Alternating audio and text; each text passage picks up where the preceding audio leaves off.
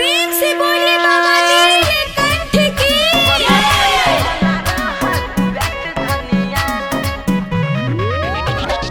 Music by Kanchan Raj, Hajipur Vaishali.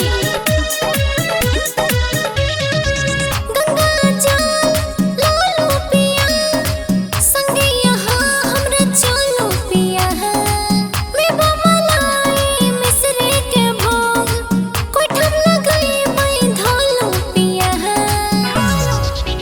कहने छियै सब हम बंदोबस्त धनिया, सुनो हमर गप अस्पष्ट धनिया।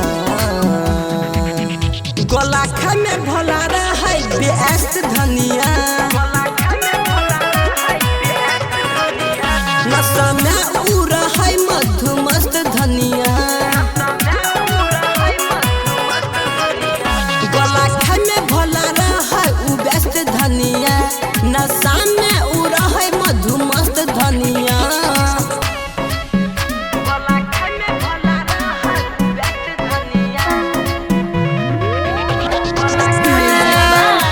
कंचन राज, हाजीपुर वैशाली। Ganpati recording studio Bhawanipur. भोला छतिनो लक्की सरजिया, मिलत सब टके और जिया। छोटे ते भांग गाजा, सब हक केला से राजा। कटा नया अपन मनो मारा जिया। दुनिया में छै नशेरी के कष्ट धनिया, तैयो बाबा भला रहे छै सुवस्थ धनिया। गलाखा में भला रहे व्यस्त धनिया, नशा में उ रहे मधुमस्त धनिया। गलाखा में भला रहे उ व्यस्त धनिया, नशा में उ रहे मधुमस्त धनिया।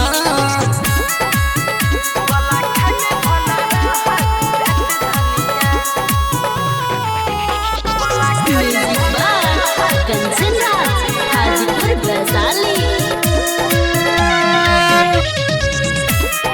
Ganpati recording studio Bhawanipur.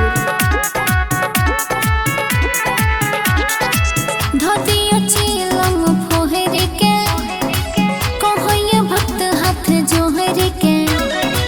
फल फले हार करू, निमन हार करू, सपना सपने के छोहर के।